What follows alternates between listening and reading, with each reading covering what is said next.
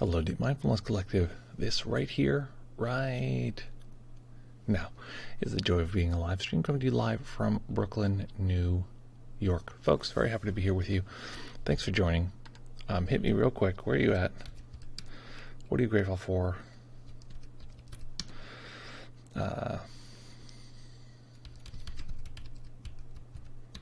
Long walks with the puppy. Yeah, folks, I'm excited to be here today. Excited to practice with you, to meditate.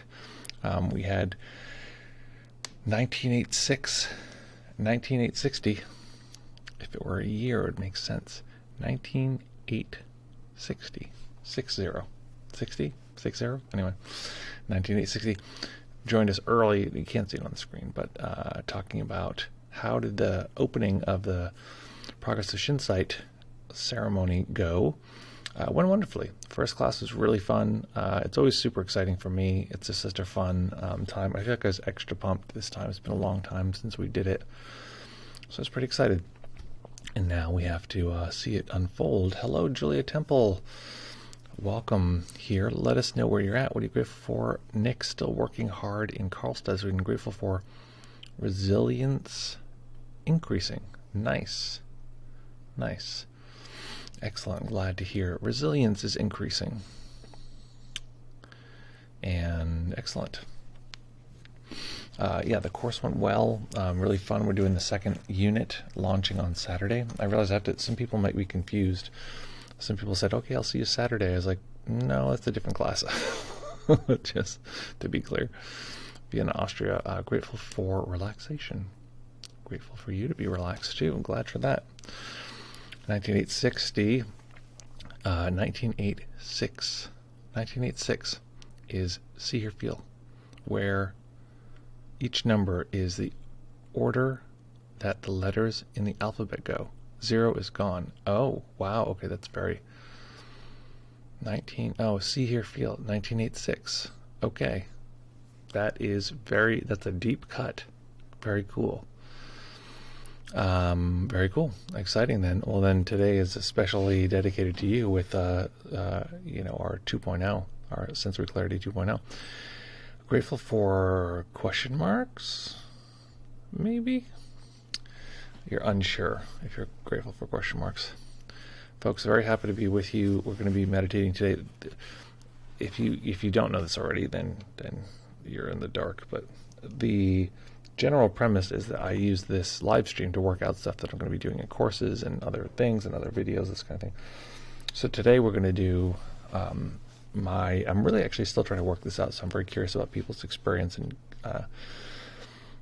how it's working for them. The experiment is, if you're in a universe where whole, part, and this, not this are realities, how does that relate in your practice to See, Hear, Feel? That's my question for you. I'd be very curious from your experience how that's working, any reports, whatever. The reason being, I'm trying to really, really integrate the two. And right now you can just kind of stack one next to the other, but I'm really thinking about how these two relate to each other. Given that the first two, this, not this, and whole, part, are really structural, and it doesn't matter what the object is. However, See, Hear, Feel is very object-driven. It's very specific. You're picking this object and you're observing this object, etc. The first two are sort of how meditation tends to work, and the second one is our meditation objects. So I've yet to figure out, basically, is it now that you can do See, Hear, Feel from the perspective of this, not this, and you can do that from the perspective of whole, part, or is it that how do those two wrap together? So that for me is the 2.0. That's what I'm very interested in. 19860 says, California, grateful for meditation in the morning. Oh, we have a new subscriber, just Andy. Thank you for subscribing here. Very kind of you. You've been here for subscribing for 7 months. That is a very delightful fun fact here. Grateful for being able to recognize presence in daily life. New York, Queens. Grateful grateful for you from Queens, from Brooklyn to Queens. Oh my God, Aaron joined us. Aaron, welcome from Indiana. Indiana, the home of Ganesh, the elephant god. Of course. Okay, so wait, I was answering a question here. Oh, question marks. California, grateful for meditation in the morning with this group. Lovely. Glad you're joining us in that way. I thought I was just explaining something, and now I don't remember what it is. Aaron, if you let us know what you're grateful for, we'll then transition into meditating. Yeah, well, that's good. Thank you for letting me know. I'm a big fan of Indiana food. I go with my friends. We get all of the naan and the korma and all. We love all those Indiana dishes. So, 19860 says, I think we're explaining this, not this. Oh yeah.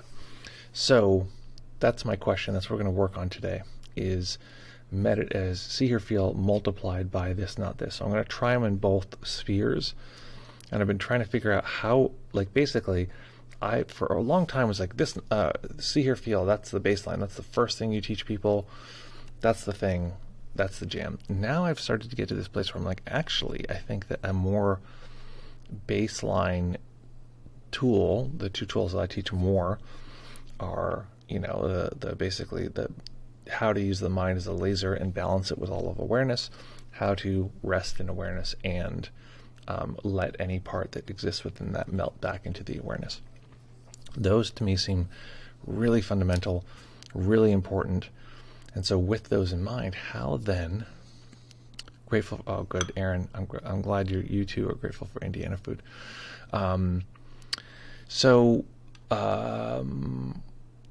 That is my next question, is how do we do that? So the only way I know how to do that is to talk to people about their experience. So if you have experience with whole part, this, not this, and are you using that in your see, hear, feel practice? I want to know how. What are you doing? What are you doing? I thought about making it so it's see, not see, but then I realized that the language there is always a little problematic, but I think we'll live with it. I've also thought about saying you can do it from either direction, and actually that makes sense historically because those are the two directions that happens in Buddhism. I don't know why I'm making a triangle, because maybe it is a triangle. Early Buddhism says it's all object-driven, and so you're saying it's a this, not this direction. Later Buddhism says it's actually non-object, it's more awareness-driven, so you would be going to awareness first, and then from awareness moving to the objects. So this is one's called vipassana, the other one's called vipassana, and that's good times for all, vipassana.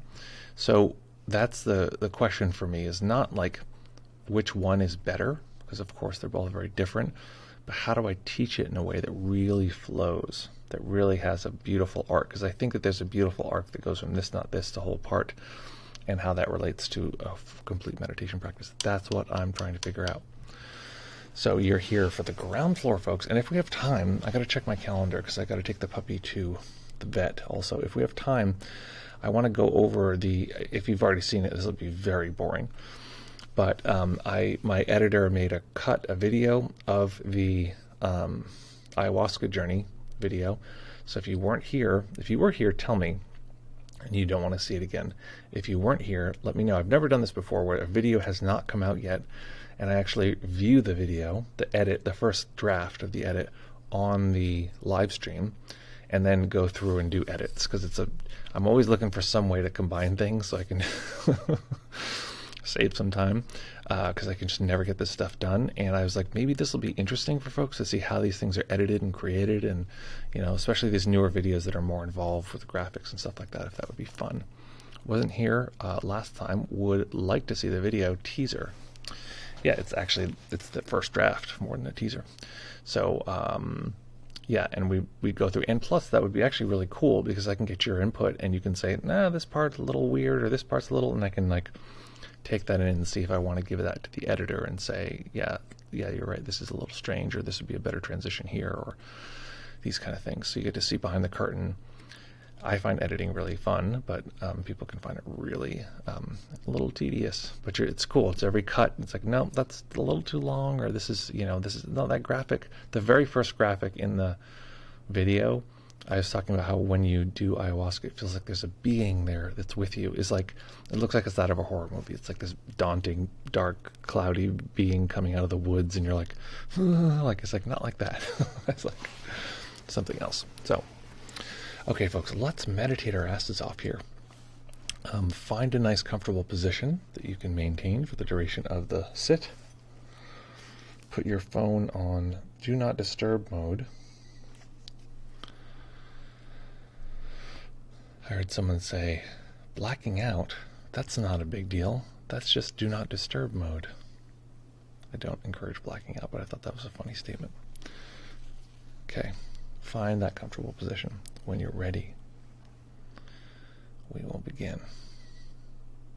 I can tell, I can see that you're not ready. I can see through the camera. Come on, settle in, stop moving, find that comfortable position.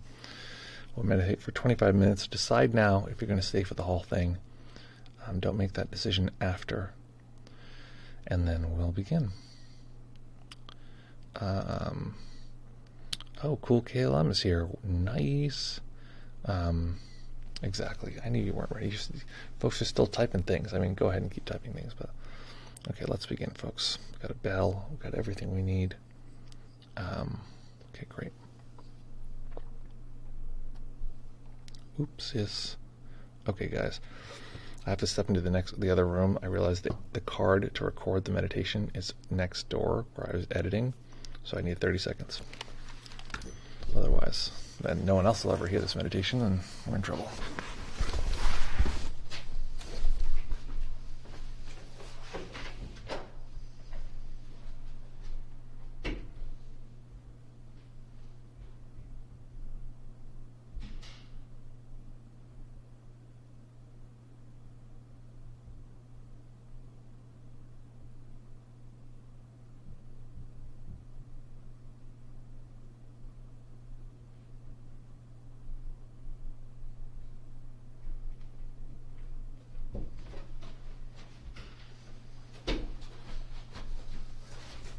I'm back. Did you miss me? I feel like there's never any shenanigans when I'm gone. I feel like when I grew up, if the teacher left the room, everyone would go crazy. Lots of shenanigans. Times have changed. Okay, folks, find that nice position again. And we'll begin.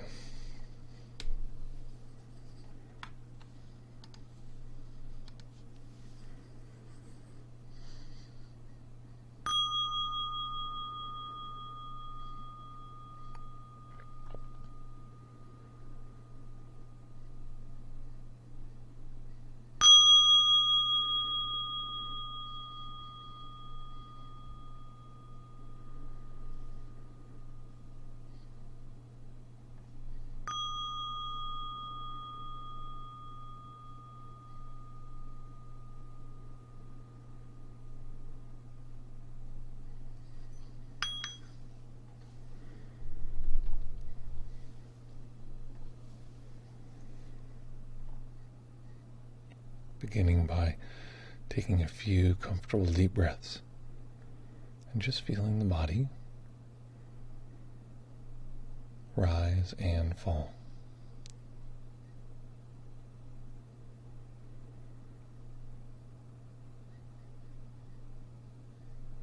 As we sweep through the body to be sure we're not holding any undue tension, of course, we'll be using our attention to attend to each of the areas we're relaxing. But I'd like you to see if you can also hold your overall experience in awareness. So taking in all of your experience in this moment.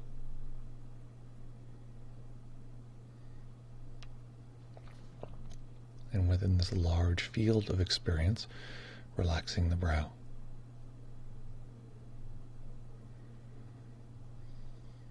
Relaxing the muscles behind the eyes.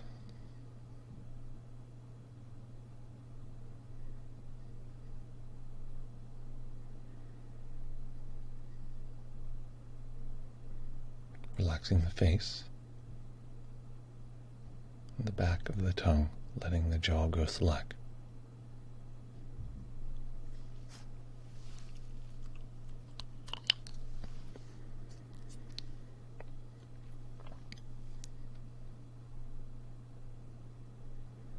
Relaxing the neck and the shoulders.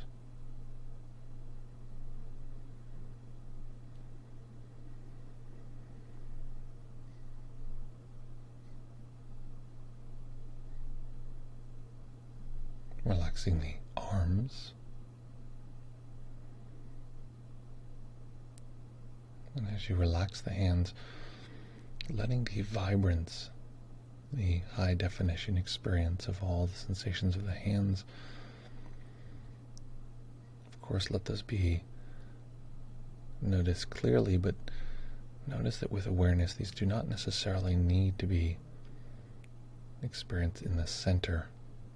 If we're merging with these sensations, we may find that they can appear as that they're all around us.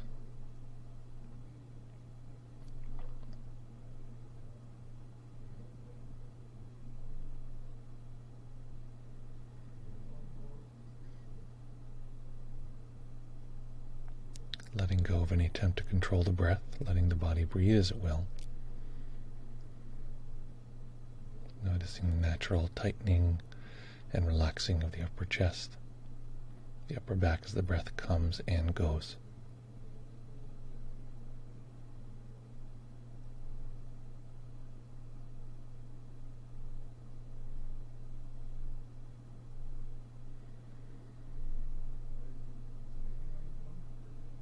Relaxing the belly and the lower back.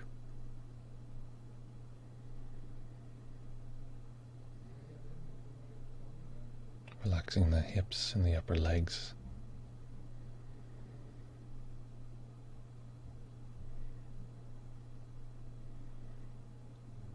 The knees and calves. And relaxing the feet.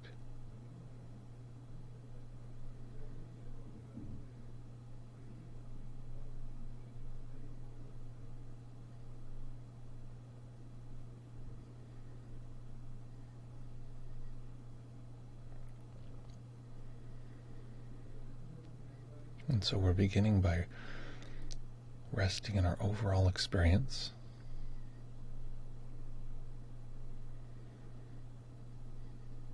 And letting the mind on its own jump into certain sense experiences as they arise. So letting the mind rest in awareness.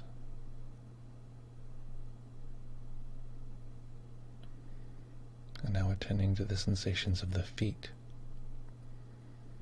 Noticing the instinct of the mind is to shrink down, to crop out all other sensation, but by balancing this attention with awareness, we don't need to do this.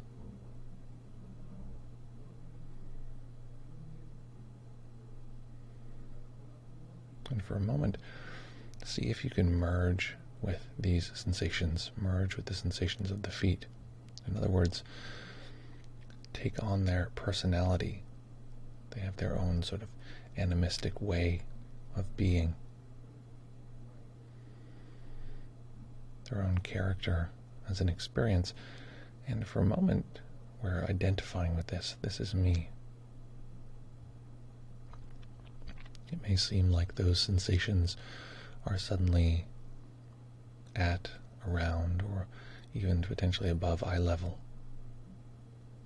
We're soaking into that sensation so deeply,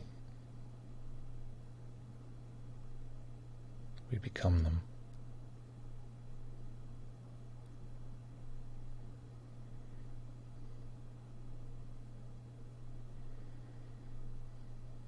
If that's not available, or if that sounds foreign or confusing, that's fine. We simply use our this, not this strategy, letting these be the center of our experience and letting awareness surround them.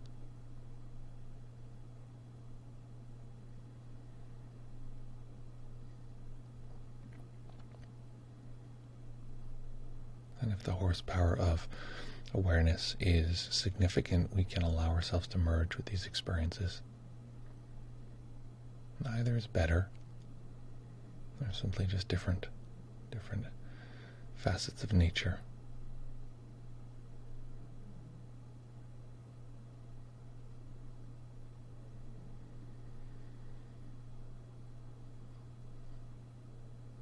See if you can now attend to the sensations of the legs, from the feet all the way to the torso, as one collection of sensation.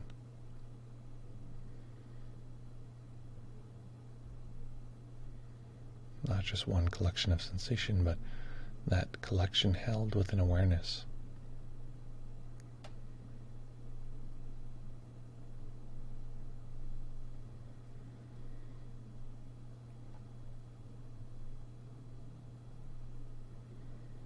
If it feels like those sensations are down there, which is very common, this is the mind organizing space.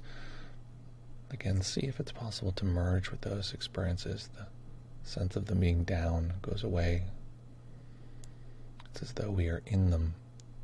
The sensations are oddly surrounding us.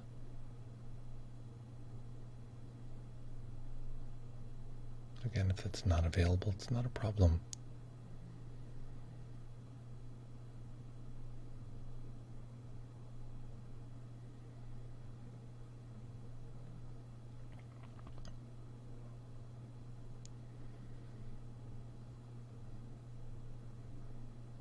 Now attending to the torso. This can often be tricky because this is where we feel most of our emotion. So attending to the overall experience of the torso is one collection. Letting that complex collection of sensations be experienced within the whole of awareness.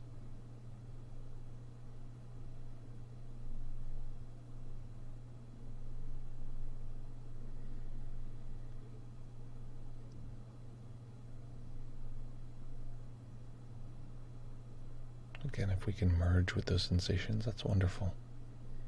Allowing that, if not, simply attending to them along with the spaciousness of awareness.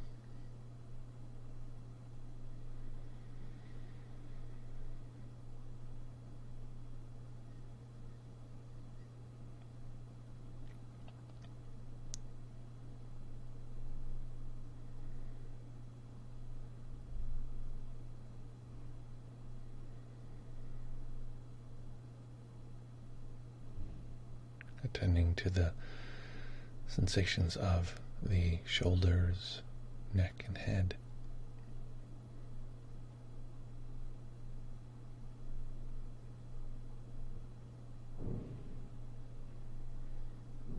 Often it seems as though we are merged with the sensations of the head. This is often where the mind will seat a sense of self.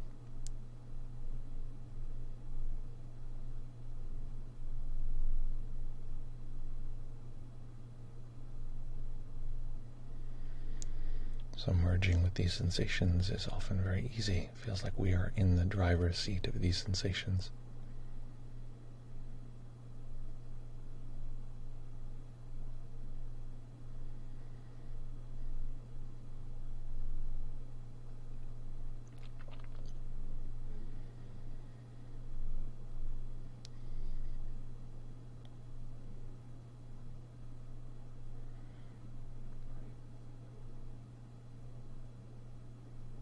Now shifting to the experience of hearing.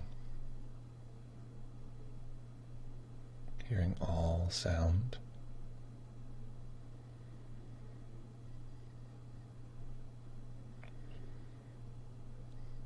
Sound is often more amorphous than touch sensation. It has a kind of cloudy sense, as though the world of sound were kind of a turbulent realm. Some areas are more dense than others. Some are quiet, some are silent.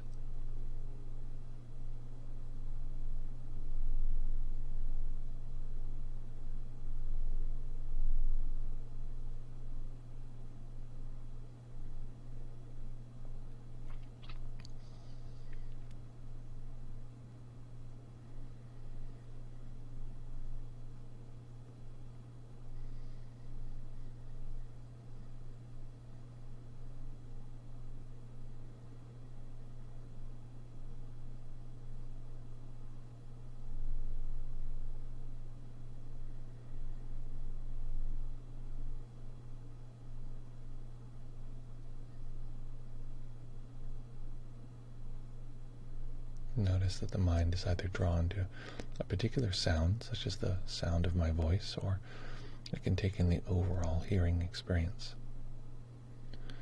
So for a moment, just tune into the silence between the words I'm saying or my voice. Let's see if you can do that and hold the whole experience together. Sound and silence just occurring within the overall experience.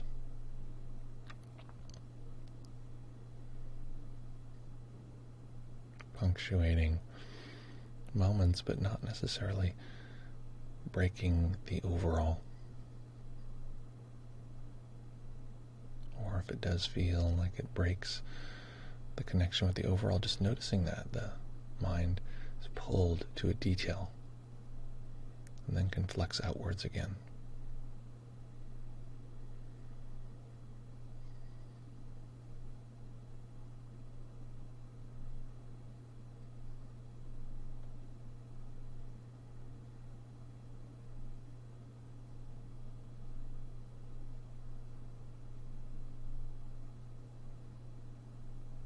And now, turning to emotion in the body.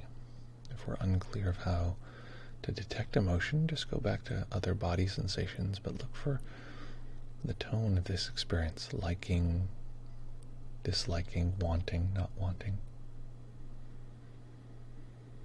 If there's a part of us that feels like this meditation is going wonderfully or it's going terribly, if there's part of us that wants to get something out of this, which quite often there is, we rarely meditate without some sense of, it would be great if we're more relaxed or more in tune or more awake.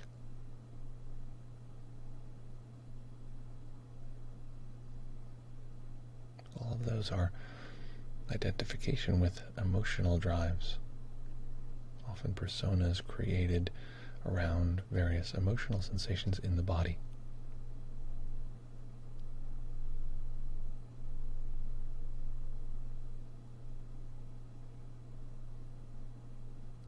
So to experience those sensations within the context of the overall experience, within awareness, is often very relieving for these sensations.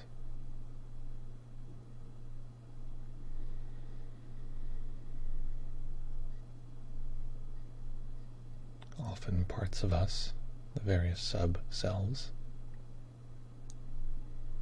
they strive and search, but what they're really looking for is this connection.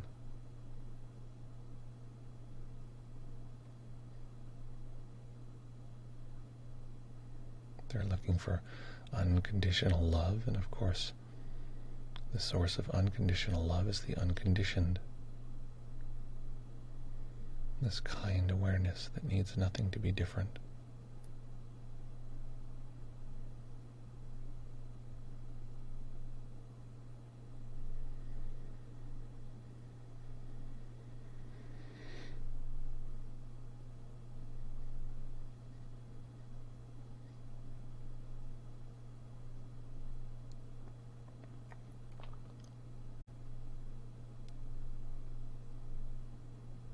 Tuning into mental audio.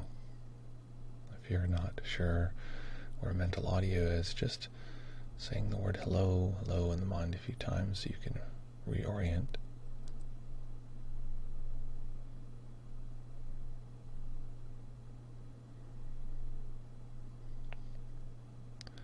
And the sound of the mind is typically heard somewhere around the ears, somewhere in the head. See if you can hear that sound in connection with the overall experience. Or, if not, if the mind is simply pulled into that sensation for the moment, notice that pulling in, notice that collapsing. It's not bad, it's just part of the mind.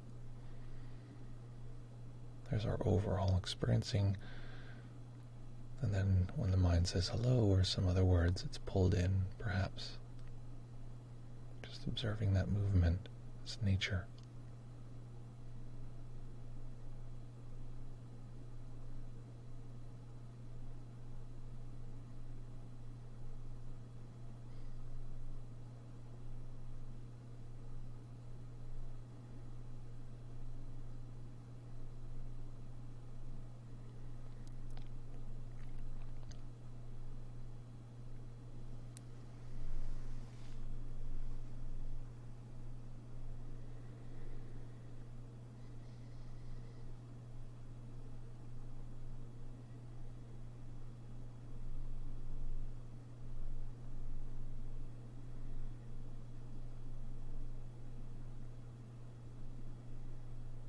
Turning to mental, visual activity. Any sense of space or location, arrangement. Any sense of inside or outside. A sense of self in and the world out. The sense of the room or space around us. A sense of a body stretched out below. Of course, any memory, planning, fantasy, this is all mental, visual activity.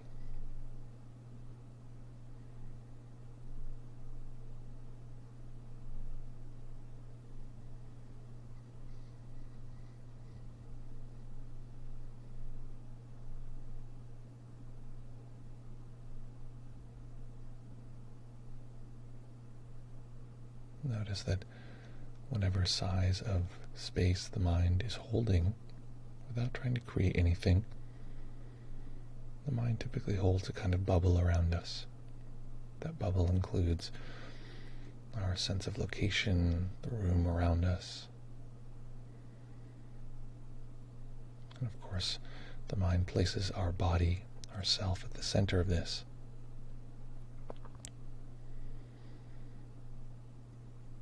If ever we try to locate that self, it's very elusive. It's like two magnets trying to meet each other with a reverse polarity. They can never quite make it. So notice that sense of a center of reality. The me, the I at the middle. This location is an important part of the building blocks of what we call self, me. See if you can detect that sensation within the overall. There's this central location, but beyond that, even beyond the bubble,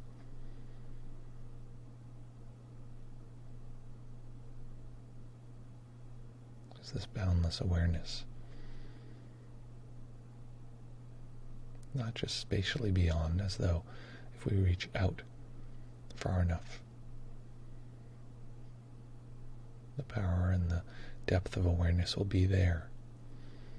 It's throughout.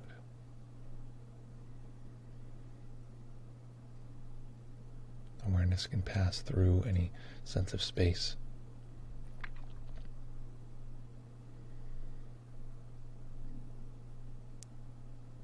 So recognizing our sense of the world, our sense of me, sense of space, this is also a part.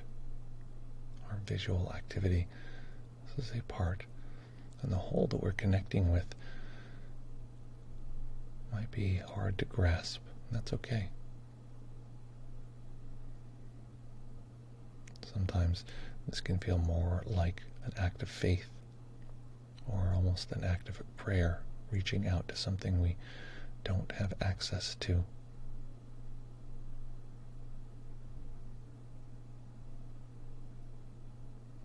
Part of us that can access things is also part of us that can't truly connect with the totality because it itself is part.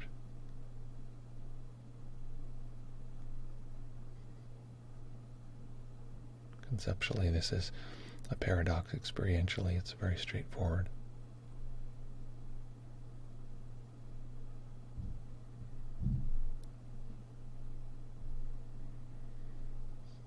Letting awareness that is beyond and includes space, letting it know that space as a part, as a division within an undivided awareness. Not a problem.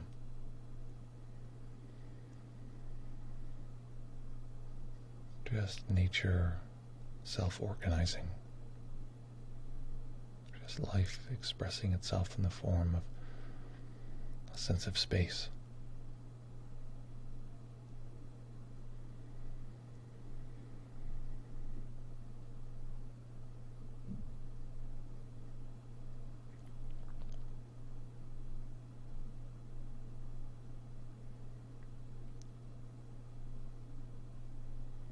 If you get a sense that that realm of space and location is sort of more transparent, more ethereal or gossamer, that the sense of location or the center is merged with the overall or collapses entirely.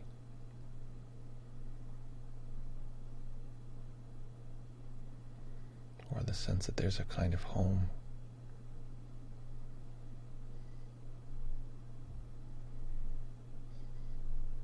Something that is deeper than any imagined space or location or self.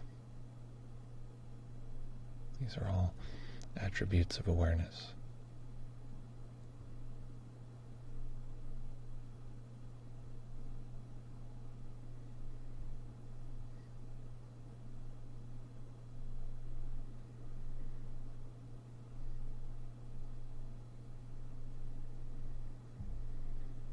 For just a moment, finding within this field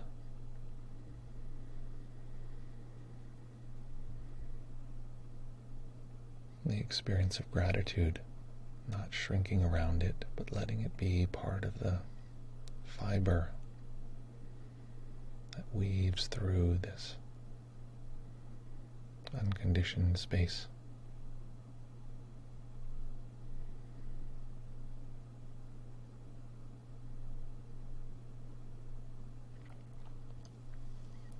If the eyes are closed, allowing a little bit of light to enter the eyes.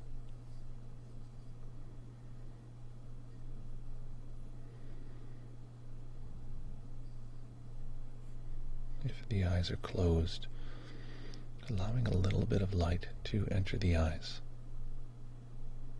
Eventually allowing the eyes to rest on a single point as they fully open.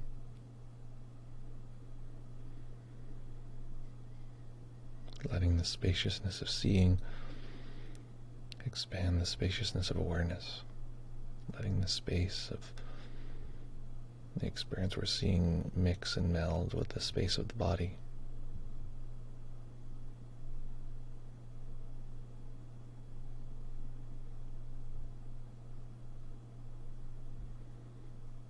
In this way, letting this particular moment be the great teacher that shows us how we might bring this practice into every aspect of our life.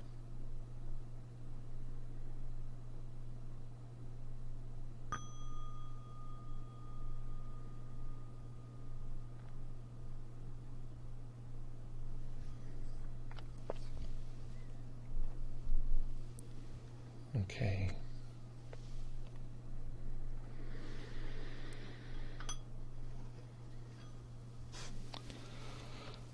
Have a nice stretch. Ooh. Oh. Hey, Elevated has joined the chat. Welcome, my dude.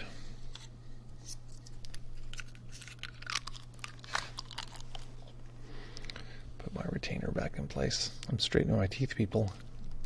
Can you believe it? Okay. I feel like a teenager straightening my teeth.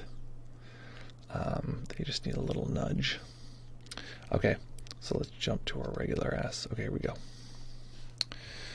All right, folks, that, from my perspective as a teacher, not to toot my horn, that was a success. I think I figured something out that I haven't figured out before, which okay, here's the conundrum before. There are these two things that are this, not this, whole part.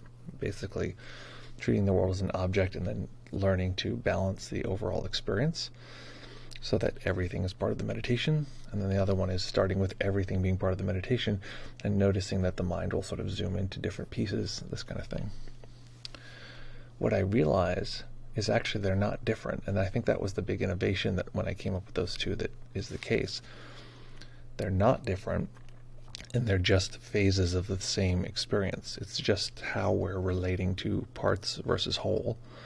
And so in this case, I was going back and forth between, okay, attend to this detail and bring it out to the totality, which is, you would think would be a this, not this practice, but actually it was a kind of whole part practice where we're just sort of respecting certain details, bringing them out, doing some merging, that kind of thing. So hopefully that was fun. Tell me what your experience was like. It really does help. It changes things for me if I can hear what your experience was like. I mean, of course I want to hear when people are like, it was good. But I feel like Julia is a really good example. Julia, you'll often give these really short, which is fine. They can be longer, but short, but pith. This is what happened. This is my experience. This is how it unfolded. Even if it's I was sleepy within that, it's really often very helpful for me. Other people do as well, but I just saw Julie's name and it reminded me. Okay, so here's the Discord. It does help if I can hear your voice. As simple of a detail as that might sound like. So hit me right now in the chat with your digits. Hit me with those reports. I want to hear it. Good times for all. And then we'll go from there. 1986. Now I get it. I didn't know you were so Shinzonian. I was like, okay, it's someone on Twitch. I didn't know you were so Shinzonian. Oh my god. Okay, let's see here. Live chat.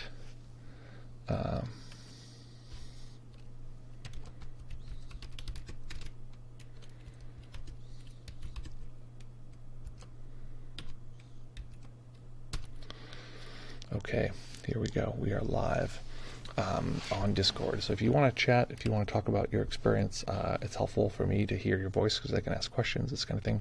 You don't have to. No pressure. But that's the link for the Discord. Otherwise, hit me with your reports in the chat. What was that experience like? What happened? What do you like now? And then we'll go from there. I'm going to load up a couple of things. Here's a question for you folks. Wait, this is a very dumb question. This is intentionally dumb. That goes there. Okay, I have to scooch over. Okay. Here's a question.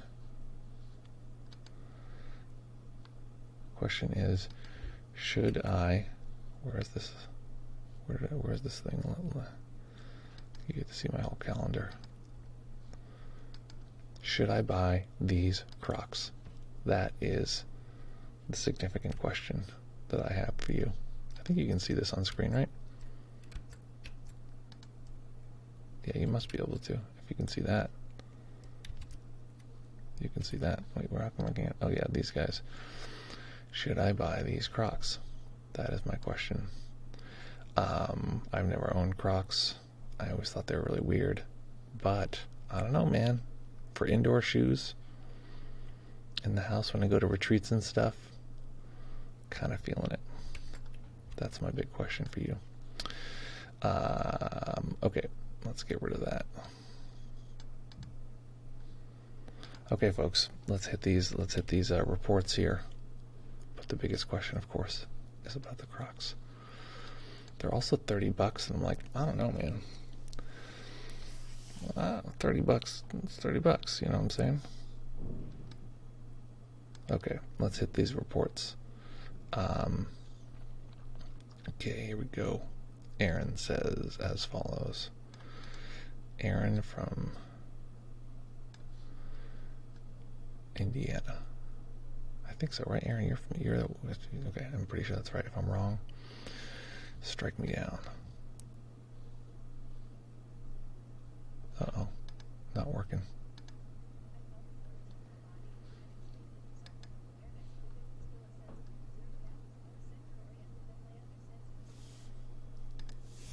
You guys probably couldn't hear that. I'll do it again. I felt the borders of my body and mind expand and dissolve into awareness, but there was still a sense of an observer that was more center-oriented than my other sense perceptions. Great. So that's a great step. Like, don't worry about, like, okay, there seems like there's a center there. Often what happens is there's a center there when you refer back to it, and there's a sense of it's always there. So we refer back and say, oh, there's a sense of a center, like I have that right now. But you can also let the space that center, that part is experiencing, try it right now, let it meld with the space that you're seeing in front of you. Let them be one. You'll notice there's a sort of, there can be like a weird like feeling. That's the neural pathways rewriting themselves in a different way. So give that a try. Cool KLM says, with an emoji, very expressive, the following. I had a home inspector come to my house like right in the middle, so I don't have much of a report, frowning face, but I am grateful for this stream. Oh, well, that's pretty cool. I mean, hopefully you're able to practice that, practice while that was going on. We have someone in the Discord. Wait, I'm confused. Just Andy is John? John, that's crazy. I'm going to invite you to speak. Okay, here, hop in when you're ready. I've invited you to speak. You'll be able to speak as soon as you accept the invite. There you go. Oh, wait, no. Oh, John. Oh, it's so funny. John, welcome. I made a total confusion here. Someone else, anyway, you are not just Andy. John, great to hear you. How are you? Oh, John, can you hear me? Yeah, I'm here. Yeah. So, John, just so you know, you're on the live stream now. We're just chatting. There's just a few of us, but I thought you were here to ask a question. I apologize if you're... If you prefer not to speak, don't worry about it. We can put you back in the audience, but I just wanted to check in. Okay. John is out. Just Andy's here. I'm going to pop you in here, invite you to speak. Hey, can you hear me? Yep, I hear you perfectly. All right, I can't hear you. Great. Super low. Can you talk again? Yes, hello, hello. This is the sound of my voice, speaking and talking and chatting and stuff. How's that? Am I audible for you? Hello, hello. Check, check. Okay, well, for now, in the meantime, I'm going to listen to our report here from someone else. Oh, I'm such a fool. Okay. Would you be willing to field a question about noting gone? Absolutely. Hit me with a gone question. I'm happy to note that. Okay. And just Andy, if you can hear me, let me know. Right now, I'm back. Can you hear me? That's the reason I can't put it on speaker. Yeah, I can hear you. Okay, great, excellent. What's your report or question? Anything like that? So the meditation was very interesting. It's sort of like almost like a new technique, but or like a variation. Mm-hmm. Exactly. Where usually when we do the body scanning, it's like I'm usually used to relaxation, but now it's like feeling from top to bottom, and I noticed you were talking about like the personality of the feet, and I was just having like memories of like what does the feet feel, like the pressure, the temperature, what does the feet do, like it walks, like it helps you walk, dance, and stuff like that. Yeah. And as we were going like through the body, I think I was just like analyzing it. I was like, how am I gonna articulate this in the report? Okay. And I don't know. I guess I got a sensation of like, was it like an open sky and like there was like clouds and like the feeling was sort of like lightning, like just like sensations.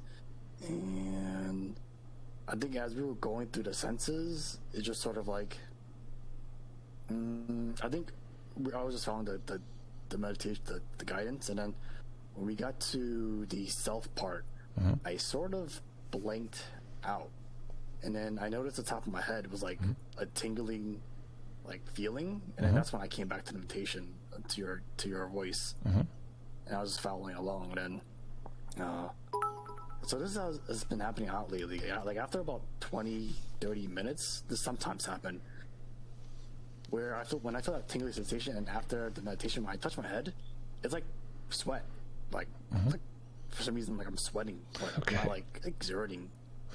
Like I don't feel like I'm exerting anything. It's just like it's just wet.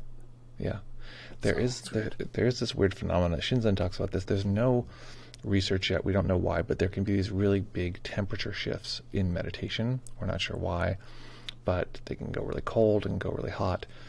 That's a little bit unclear, but so that'll just sort of wave into the ether. That happens. The other part of your report, where the way you're describing the experience, that sounds like you're getting in touch with this relationship of attention and awareness, of the spaciousness of your you're experiencing, and then sort of things arising within that is sort of like these like clouds, or like like a spike of lightning, this kind of thing. Does that feel like what you were describing? Does that feel reflected back to you clearly, or is there some other way that you want to clarify that? Yeah, it makes sense. Yeah, great. So perfect. And then you're mentioning that going through the body, you normally feel relaxation, but in this case you were saying you felt... What was that? Oh, I just felt like I had to concentrate for this, like I had to point my concentration to like feel, right, like the physical sense. Yeah, and I realized you were saying sort of this analysis that was occurring. So as long as the stuff about personality of each of these different parts of us is occurring in the present moment, and it's not like a sort of a string of memories, right? Which I think some of that can come in, but as long as like right now when I think about like the character of my feet or the character of my legs, like it has to do with their sort of present moment personality as they're expressing themselves now. So just one note of caution, but that might not have been an issue for you. It made me think of something, a note of caution for folks. Okay. Yeah, is that helpful? Does that clarify at all? Yeah, I think my only question is, so when I'm I guess analyzing or articulating the thought, like oh, how am I gonna write this? Like, is that considered mental talk? Because it stops when I'm just like observing. Yeah. So I mean, you can check it, and if it is mental talk, is it the sound of the mind blah blahing? Often it is, but it could also be mental image. Okay, like thinking about the report in the future. But often something like that is an example of mental talk. The mind is saying, "How am I going to report this?" And then is sort of trying to arrange the experience to be like imagining a moment in the future, and there's some mental image in there, these sort of different things. If there's pressure and concern, like I really got to do this, and it's going to be great if I report it really well, like that's emotion. So it's going to be a combination of these different things. And none of those are a problem as long as we don't get caught in the loop of like, I've got to present this beautifully. And if you have a choice between deeply experiencing the insight and remembering how you're going to report it, definitely pick the first one. In a way, it's like if it's important, it'll be there later. And a lot of the way that you can get good at reporting and remembering what happened is you jot down what happens in your meditation, like a couple sentences even. This happened and that happened, etc. It'll just gear the mind towards remembering on its own without having to hold on to it the whole time. Gotcha. Yeah, there's one of my first meditation teachers was a person who wrote a book called it's like a kid's book on meditation. It was like a teenager book called the Way of the Peaceful Warrior, and this guy named Dan Millman. And I remember he said, actually he said something different. He said something unrelated. What I thought I remembered him saying was, if it's important, it'll be there later. But actually what his quote was, if you can't remember it, just forget it. Which I always liked. Cute aphorism. Awesome. Okay. I'm going to pop you back into the audience here. And then I'm going to jump to we got a bunch of great reports here. Let's hit these reports up quick. 19860 says, got distracted by lots of mental image and self-talk as we moved from one focus range from one to the next.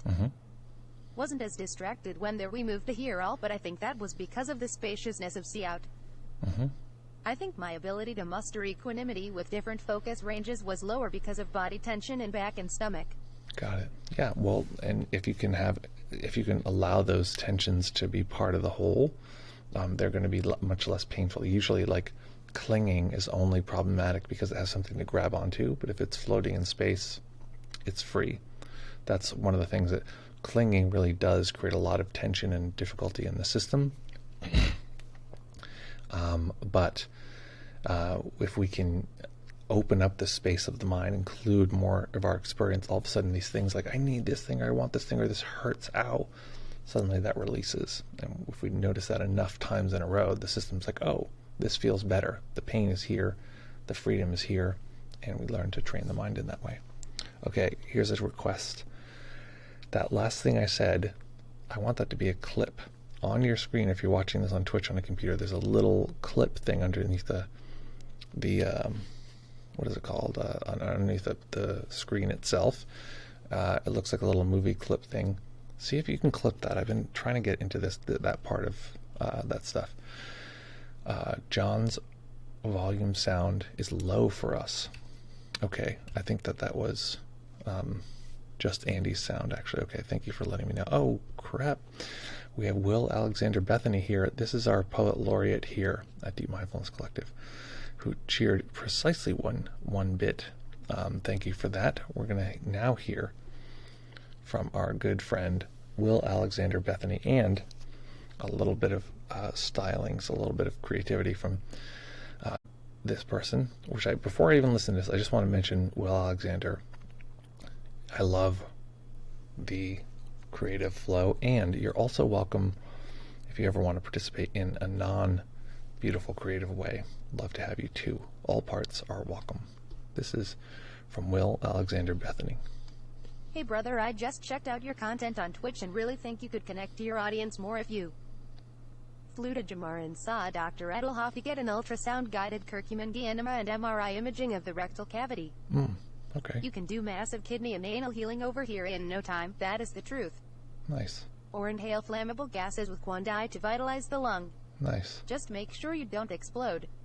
I'm a good lad, I'll guide you. Oh, great. I need a good guide for that kind of thing. Thank you so much. That is deeply appreciated. I will be on, just send me any flight details you have, and I'll just transfer my bank account data over to you. Thank you for that. Cool KLM says the following.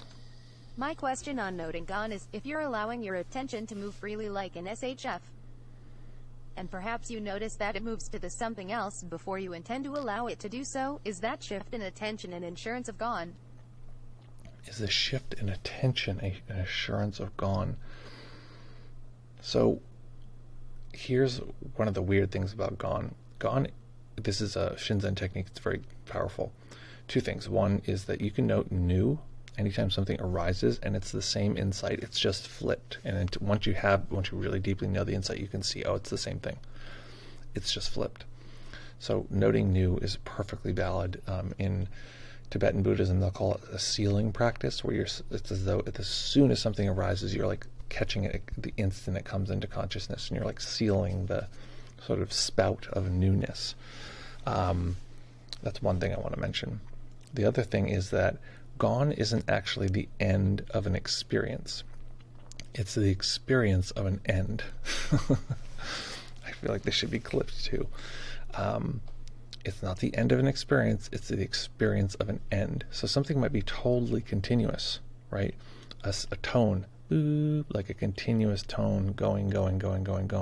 For instance, here, let's do it now. Look at my hand, right? My hand is extremely stable. If your attention flickers at all, if the mind wanders at all, if you look away at all, that is an experience of gone. Now my hand has been here the whole time, but the mind has shifted. So it's not the end of an experience, it's the experience of an end. So hopefully that helps clarify. I don't know if that answers your question. If it does, good news. If not, let me know, and I will happily re-answer that question. Any other reports, comments, questions, queries, challenges, or life concerns? And if so, hit me in the chat. Let me see about timing. What do I got for timing here? Yeah. Okay, so what I'm gonna do, I'm gonna review the video, my ayahuasca journey, and this is the first draft. I've never done this before. This is the first draft, and what this is, let me see, monitor 2, that's what I want. Monitor 2. What this is going to be is me going over the editing draft, and you guys can chime in and say, I don't like this picture, or this would be better if it were like this or that. And I'm gonna go through and edit this thing. It might be really boring for some people. If you've seen it before, you might be bored. If you don't like editing and like co-creating something, that might be really boring. Okay, cool. KLM says that absolutely answers my question. Excellent. That makes perfect sense. Clearly clear, honestly. Perfectly clear, honestly. So I'm going to remember. I've never said that before. I want to remember that I said that just now, which is that gone is not the end of an experience. It's the experience of an end. Good times for all. Okay, I'm going to set up this video now, and then we're going to watch it. So this is the first draft my editor sent me, and I'm going to pop this into the screen. Just give me a second here. I have to find the message from my editor. It's a really nice guy, Jerf. Here we go.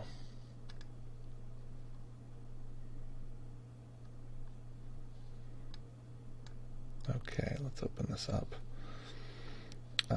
Put this on monitor 2. If there's any other questions or comments or whatever, definitely hit me. I'm curious about that. Okay. Let's make this smaller. Smaller, larger, smaller, larger. Okay. That should do. Someone just commented something. I'll get to you in a second.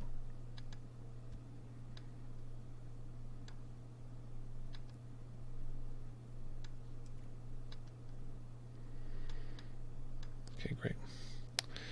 Okay, Aaron says, yeah, the summary of Gone is clarifying to me too. Yes. Okay. Okay, let's see. Let's transfer this. Okay, folks, so if you haven't got on, we're about to go through. I'm going to give edits to my editor on this video, which is the first draft of my explanation on ayahuasca. And I need to take notes here because this is literally what I'm going to be giving to my editor. If this is boring, great to have you here. Thank you so much for joining us. We're going to be back here meditating in fewer than 48 hours. I really think I'm actually hitting a sort of a real linchpin turning point in the way that I'm guiding practice and the way that I'm teaching, which is this creating this kind of beautiful, for me, it's this really elegant ellipse between the not just the everyday experience and the transcendent material, which feels like a much smoother ellipse to me now, but a relationship of the old, early Buddhist traditions and later Buddhist traditions, how those are relating, at least in terms of their meditation tech. So, really fun, and so hopefully folks can join us for that delightful time as things unfold here in this particular moment. So let's hit this thing. Mindfulness Collective. So the big surprise is that I am just back from a 3-day ayahuasca journey. Feels like a 3-week, 3-month. This is the full report from my experience with ayahuasca. Very, very powerful, very... Okay. First note to I gotta set up notes here. Make myself a note. Okay.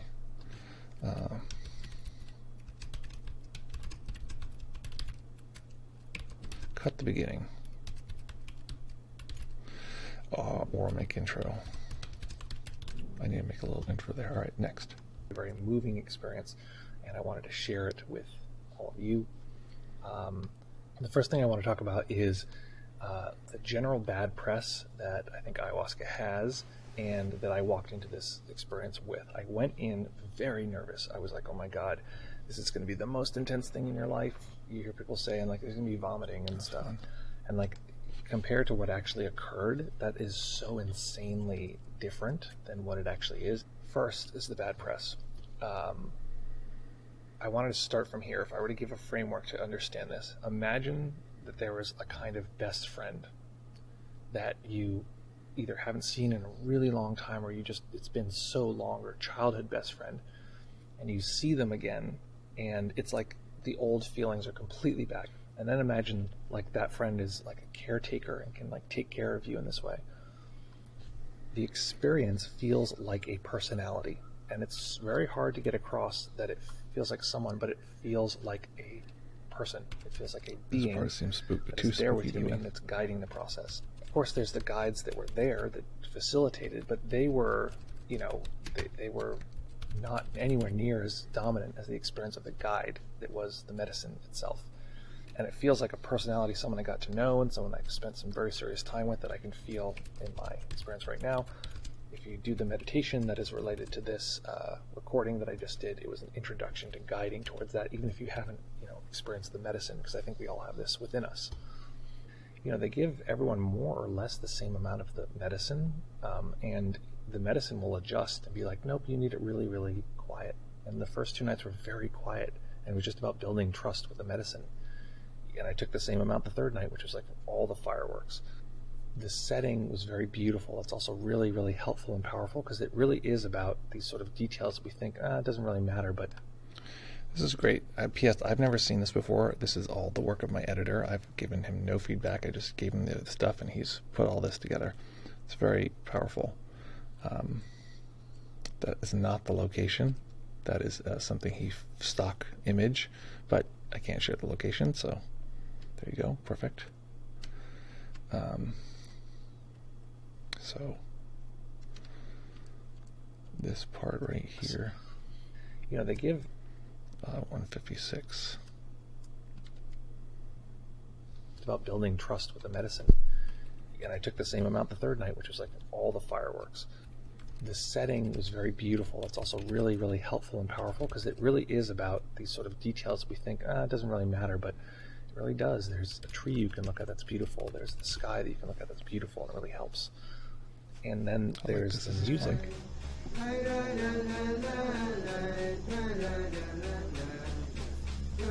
The way it's set up, the timing, everything. Highly recommend to encourage people to do it in the most, traditional setting that is possible, whether that's in the United States or... Okay. It's funny, because when people are outside of America, they're like, this is a sign of America. I'm going to have them take that flag.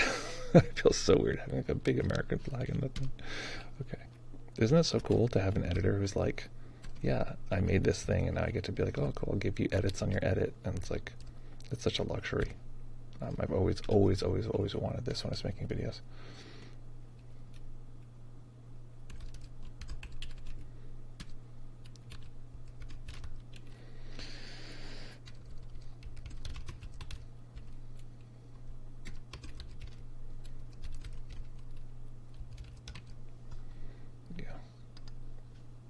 Flag is funny. It's funny, I just feel like people don't know.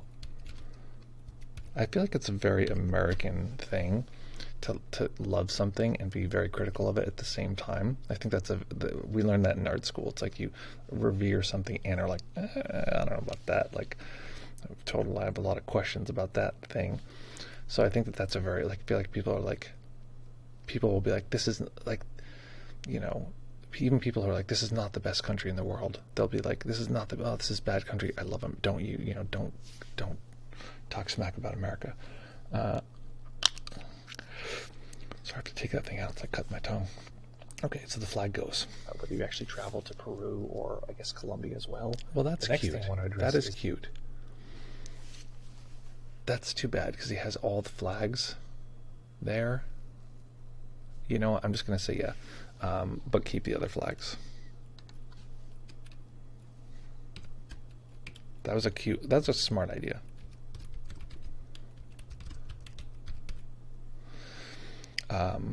Right?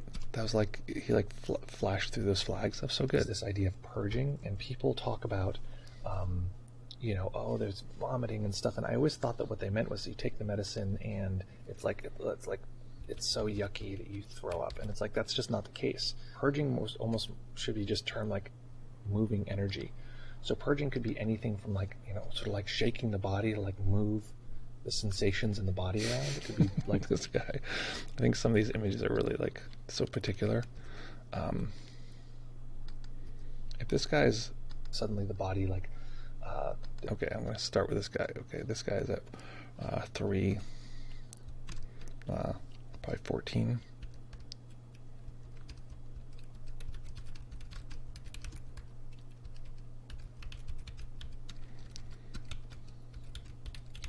If you notice, these images during the ceremony look like it's like a paranormal video, whatever. it's because they're using night vision to shoot it, because it's dark. It is pitch black. It is like, you know, like it's this bright, and you're like, that's what you're looking at the whole time. And so it looks like it looks like from like a Blair Witch thing. Yeah.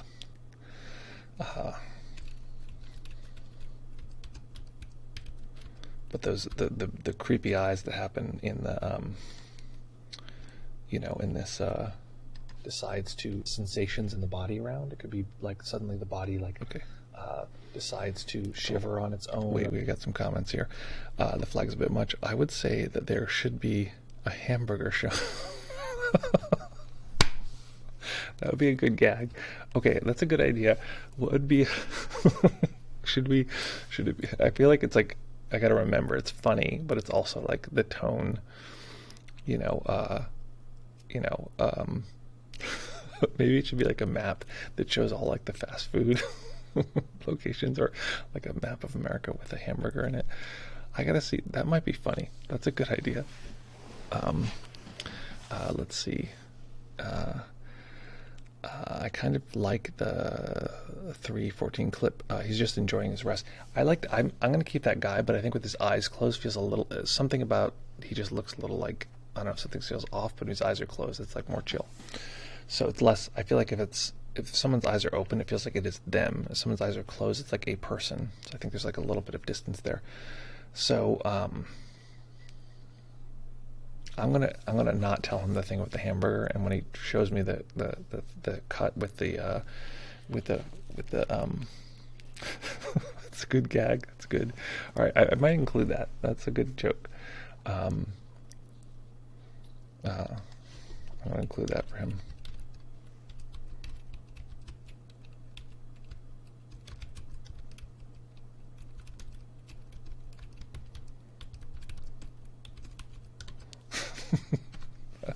That's a good joke. All right, this is why I'm doing this with you guys, because that's a good gag. I wouldn't have thought of that. Okay, let's keep going. Or yawn. Many of these are triggering the vagus nerve, which is actually calming the system down. So it's actually sort of on a nervous system level processing things along. So this concept of moving energy is very important in this tradition. And they talked about this thing of like move the energy, and they talked about like riding the medicine. Like don't lay down for the first big chunk of like hour and a half, like sit up, because if you're laying down, like the energy can get really stagnant and stuck. Moving with the music, which is a lot of what you're supposed to do, is like move with the music, connect with the music, let that guide the experience. And they just suddenly find themselves like burping or yawning or crying or throwing up. And so there is, everyone gets a little pail that you. I wonder if showing someone actually throwing up is like bad press. Okay, I want to go back to the beginning of this. This is about you're laying down, like the energy can get really stagnant and stuck. Moving with the music, which is a lot of what you're supposed to do. Is I want to move with the music. Add music, because they were talking about the music. Connect with the music, let that guide the experience. And they just suddenly find themselves like burping or yawning or crying or throwing up. And so there is, everyone gets a little pail that you can throw up in if you need to. I don't think most people use it, but there's this moment where it's like, this has to exit my body. So the first 2 days were very similar. And so I'm going to bunch those two together. The intensity was very low. I took the same amount of medicine all 3 nights. And this is such a cool video. I feel so happy. Okay, I'm going to keep going. And my intention going in was like, please let this be gentle.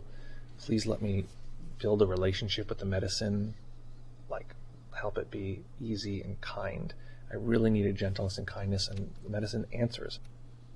The sense, okay, that the picture of I would need gentleness and kindness, build a relationship with the medicine, is like not ideal. Like,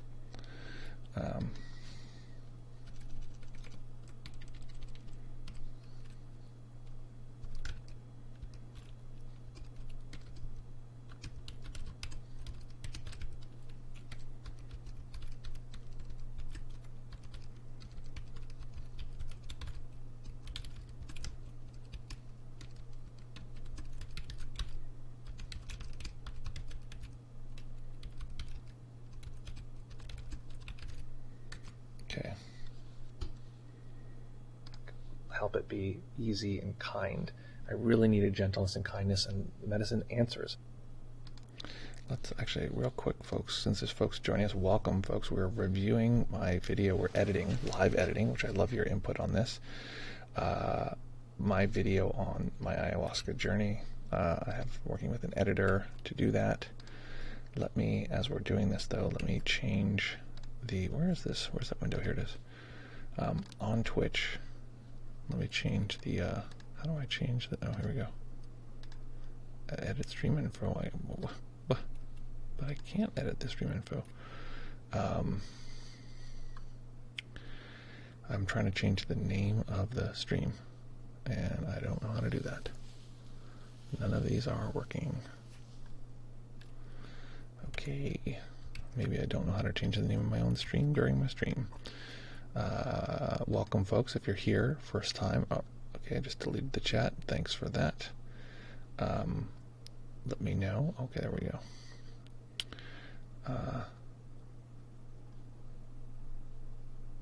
Themes, what is this? No.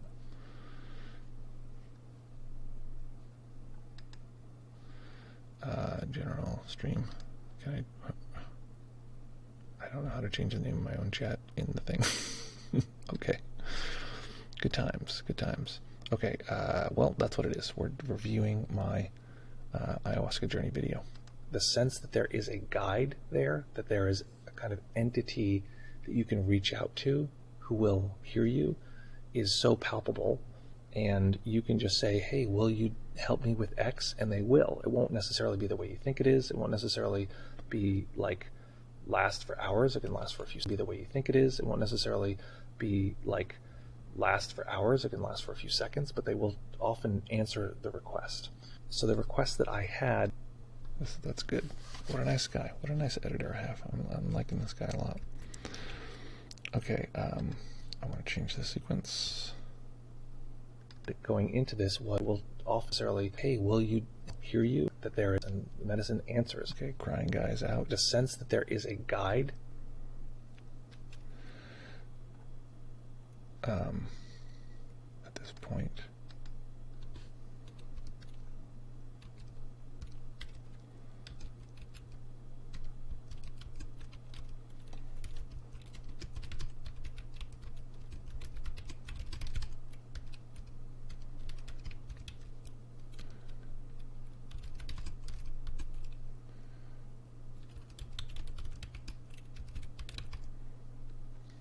Okay, I'm going to make this guy be second because I feel like I want to open up with the galaxy shot and then entity switch to a person you can reach out to who will hear you, is so palpable.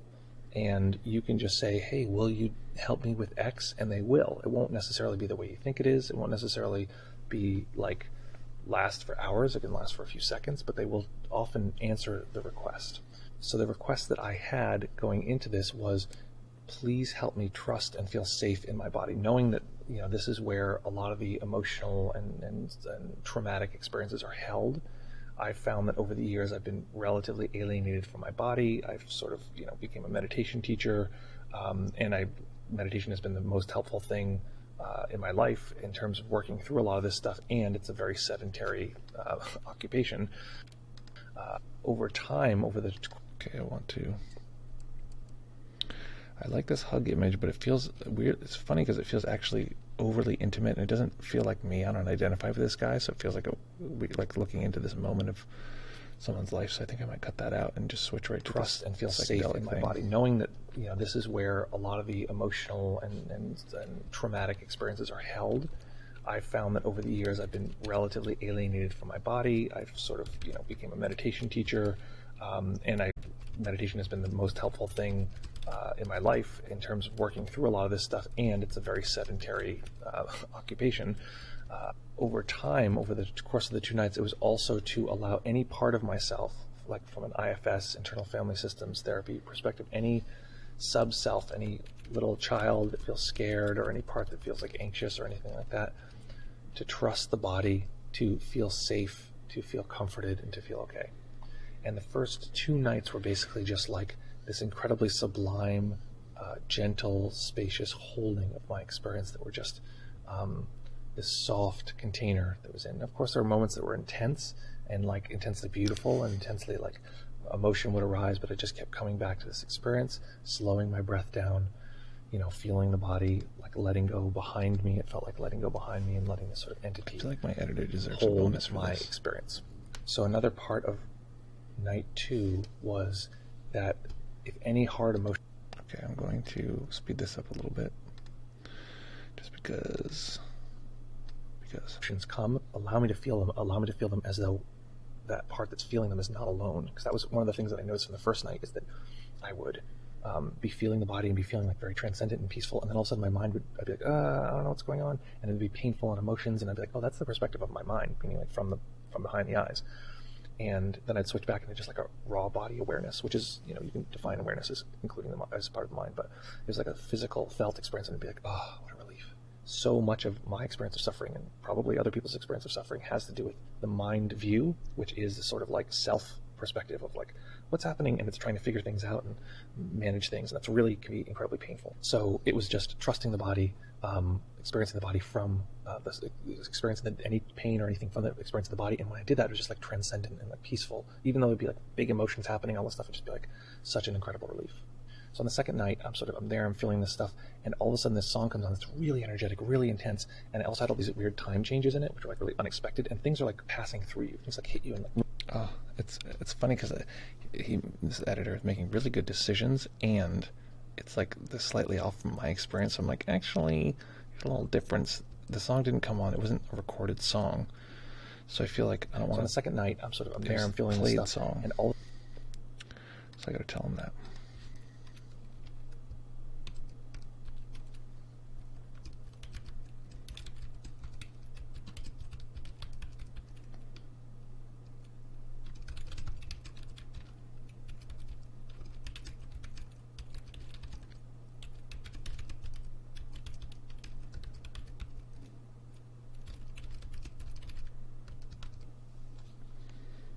All of a sudden this song comes on that's really energetic, really intense, and it also had all these weird time changes in it, which are like really unexpected, and things are like passing through you. Things like hit you and like move through the body in this way that's like not usual. It's like really energetic. And the person next to me is sometimes a guide there, and he was sort of like a very kind person sitting next to me. It felt like this very brotherly, sort of kind, compassionate person. We talked a bit before outside of the journeys, and he sort of gets up on his knees and starts singing this song, and that like really affected me, and something about that just released something inside of me, and I'm like, I was like, I have to throw up. So this is the first time I threw up in the first like 2 nights, and I go and I like throw up like a tiny bit, just like there's barely anything there to throw up. But I just someone throwing up. Just like it's like clearly something's like moving through. Again, this sort of music like hits in this big wave, and there's this big emotional release, and I just start like weeping. There's a lot of weeping in this journey. I'm weeping into the pillow. I'm crying, and there's this. Even though this guy looks like me, like objectively kind of looks like me, I totally feel this like, who's this weird white guy? Like, what's up with this dude? Like, I don't know who this guy is. So, I don't know. It feels so funny. It's like particulars like this, I probably don't have to worry about it. This whole arc of realization of like, I felt really alone as a kid. There were times when I just felt. I want to go back. This guy looks like he's having a really bad time. Does not feel like someone who's like going through something's important like moment in their life. Again, this sort of music like hits in this big Maybe wave, they are, but it's like, this big. That doesn't feel good. I want to feel like mention that. Maybe pick somebody who looks like they're less dying. Because while it was hard, I don't want to give a bad impression because it was pretty great.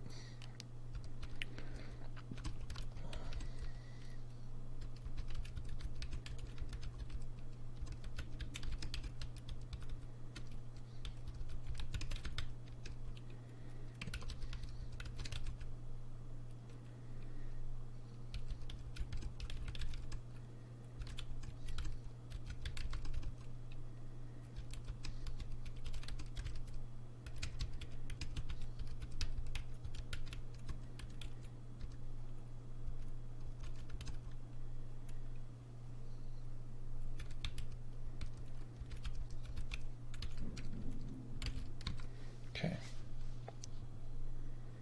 Big emotional release, and I just start like weeping. There's a lot of weeping in this journey. I'm weeping into the pillow. I'm crying, and there's this whole arc of realization of like, I felt really alone as a kid. There were times when I just felt so alone, and it felt like this thing of being like, kid in the crib and being like alone and like crying and like no one coming, like, crying. And then there's a sudden moment where I was like, was I crying or was I silent? And like sort of like remembering both. There was this, all of a sudden there's like, all this like deep pain was happening. And I remembered the thing of like feeling it but not feeling alone. So suddenly it like felt like I was enveloped and like was being held while this like really intense pain was happening. That would. Someone just commented, maybe you should add a dramatization of you. So I should act that out. That'd be a good idea. Or I'll have Godzilla just like blowing fire, and that'd be a good gag for someone throwing up. Okay. Come and go. There were times when I felt really like alone, and then it went through this cycle of different things of like, the loss of my relationship was just really important to me. It was the most important relationship in my life, lost, during COVID. So mourning that, and then going back to like this feeling of like it was really unfair that I had that experience as a child. Of course, it's probably very common, but it just felt, and I experienced it as being unfair. And then my mind kind of swept through all the people that, from all the defensiveness and like that pain that I've harmed in my life. And it was profound to see how that had showed up in all these little like interactions where I was like agitated or like had a hard time, and like those experiences, going through all of those. And there was a sense of like, I felt so alone, and like realizing that that child felt alone. It's not really me, it's that part that felt so alone. And suddenly it like something switched and clicked, and it was like, very interesting, because I was like crying in this very like intense way, and it just switched into being like laughing, and this realization hit me all at once that I was like, okay, that's a good spot for that guy who's like suffering. That's a perfect spot for that image of the guy who's suffering, because the guy on his phone doesn't make sense.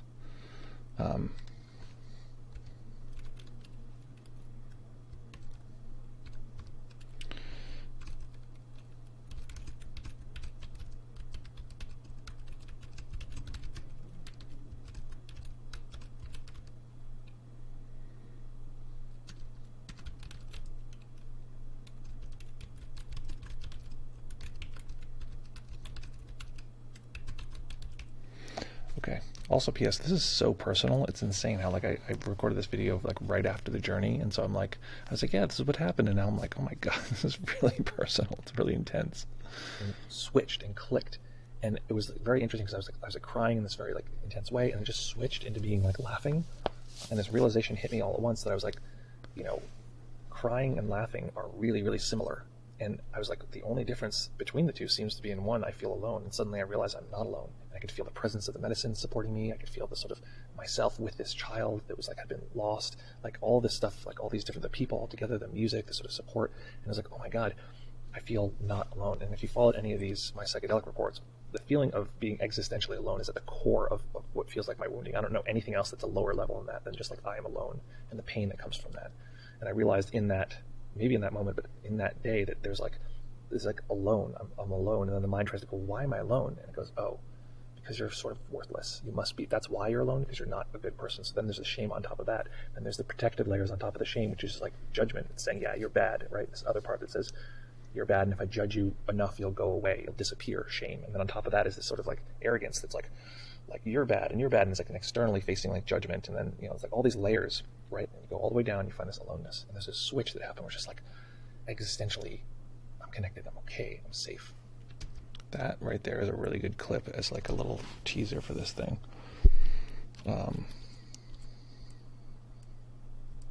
Because you're not, why am I alone? But in that day, alone, and the pain that comes from that.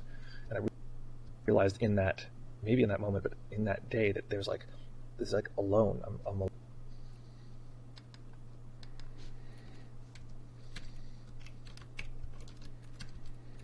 What is that?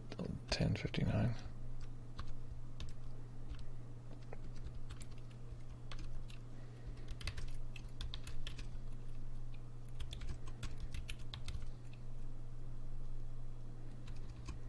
Reach over trailer.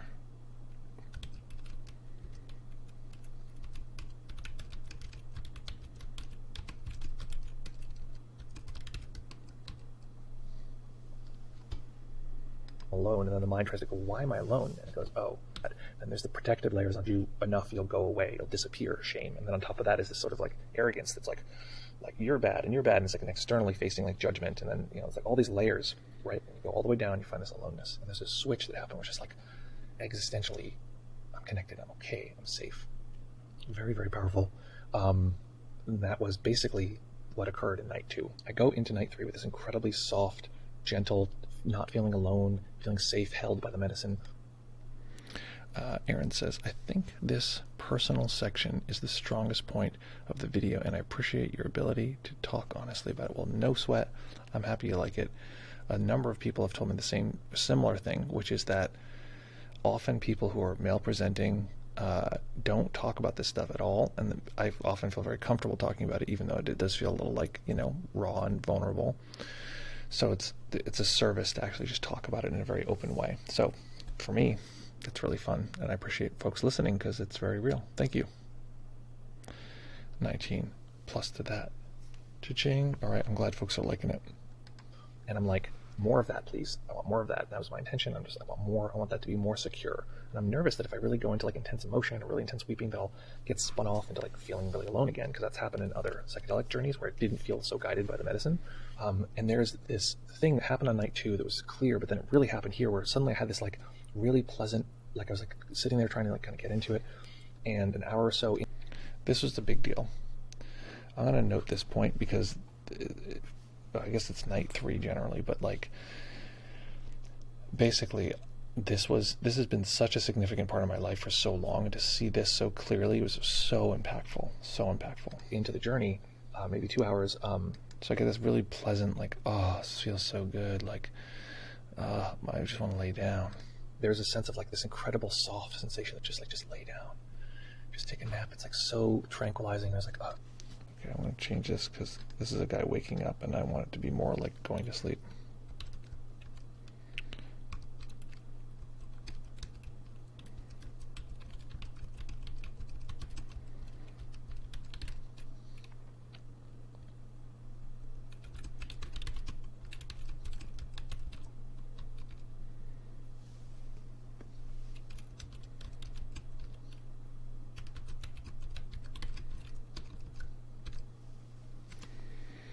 Okay. It feels so good. And I was like, but they recommended to not lay down for the first, section of the practice, to let the energy move. But I was like, but the impulse is so intense to lay down. And I was sort of like laying down, like laying there, and I realized suddenly, it's like, this is depression. This is the same sensation as depression. And that's something I don't really talk about that much, but I've had depression off and on for like a long time in my life. I didn't realize that's what it was. I thought I was just stuck. I was sort of like paralyzed and like, oh, I can't really do anything. I'm just sort of here on the couch or here, stuck in a position. But looking back, I realized that it was depression. And it's happened all throughout my life. And meditation's been the biggest probable thing that has helped with that. And then maybe IFS and, I always get a little nervous because that's a mudra. It's a usually Hindu thing. I think later stage Buddhism does it too, but it's like very common as a trope of what you do in meditation, but I do not use that as a form. So I think I'm going to leave it for now, but we'll let it go. Recovery has been really instrumental in sort of setting the groundwork. So I was like, this is what depression feels like. And I was like, it is an energy in my body. It is a physical like weight that like tells my body to like lay down. And so I was like, okay, I gotta do something. And I couldn't. I was like, I don't want to move. And they recommended listen to the music. So I listened to music, and I just started kind of like moving my hand. Too goofy. So goofy. It's so funny. This is great. He's like, he searched for an image of someone listening to music. It's like perfect, but it's like,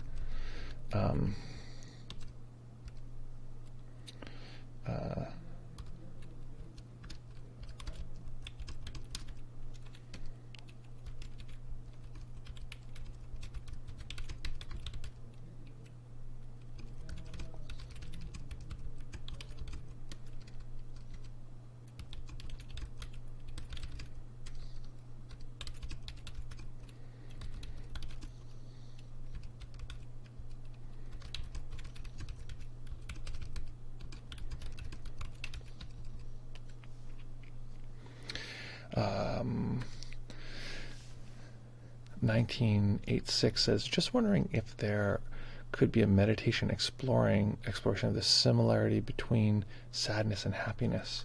Interesting. Oops, I mean loneliness and laughing. Yeah.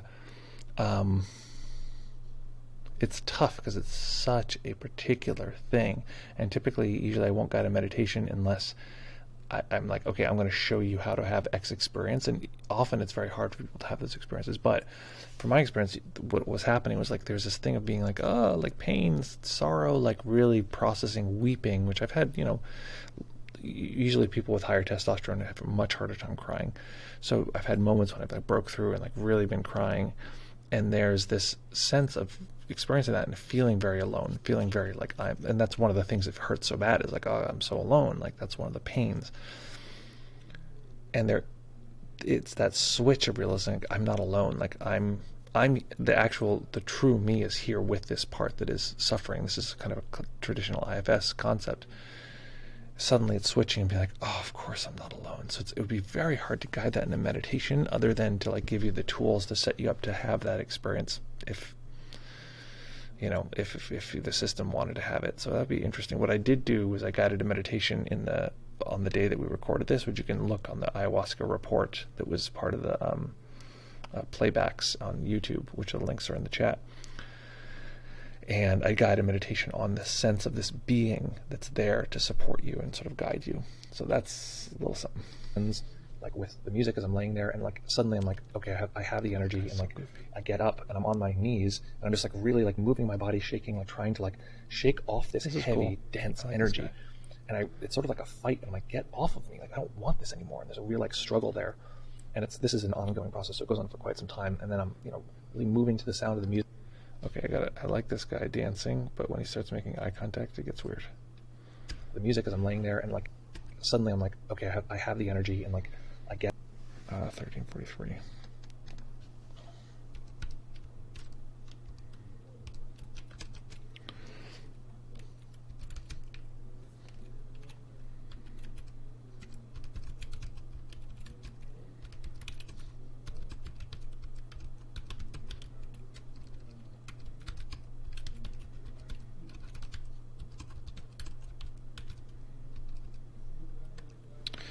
Okay,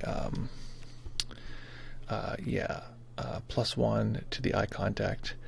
He suddenly took an interest in the camera. Yeah, this suddenly gets kind of like slightly sexual or something. It's like he's like, yeah, dancing, grooving. He's like, how's it going?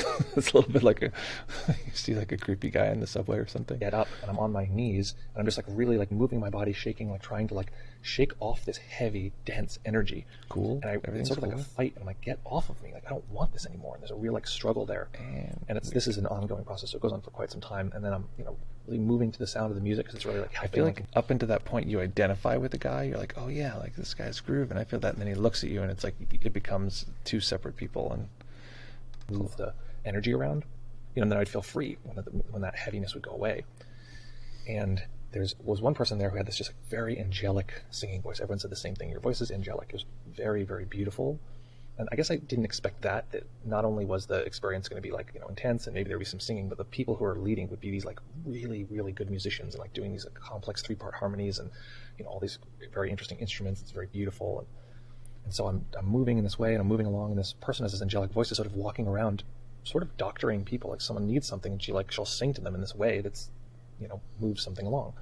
It's very clear she's standing at the front of my mat. And okay, I want to stop here because I really have to get to deal with the puppy, and plus this clip is a little weird.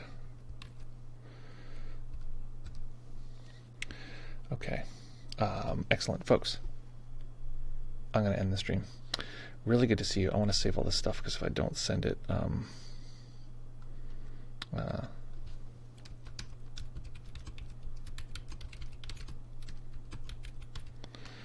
okay. How was that for folks watching that, me editing live? Was that fun, or was that like the world's most boring thing? I mean, some people stuck around, extra people came here. So was watching me edit my video on ayahuasca fun, or was it really, really, really boring? I got to send this over to my guy. There are a lot of spelling.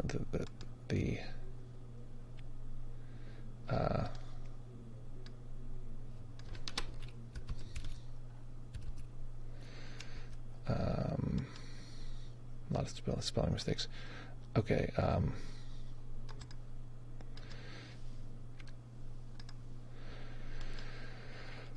Okay, folks, was that fun? Was that weird? Was it a good time? Yeah, what's up with that? How do you feel about that? I thought it was interesting. Great. I'm glad you found it interesting. Thanks for the stream honors. Editing was interesting for me because we got to see a sneak peek of that stuff. I'm glad you liked it. Okay, sending this off to my guy. Okay, folks, let's put on some outro music and get the heck out of here. Get on with our days. Folks, listen to this music. Right now, in this particular moment, take a moment to notice the mind, sensing all of our experience and reintroducing those experiences back to the overall, back to the larger sense data realm. Have a nice time feeling those things as they meld in and out of solidity in all those lovely ways. So folks, great to be here with you. We're going to be back here in fewer than 48 hours. Please feel free to join us. Cool KLM says, yeah, it was cool to see behind the curtain a little. Nice. Folks, as always, practice well, take care of each other, have fun, and we'll see you all very, very soon.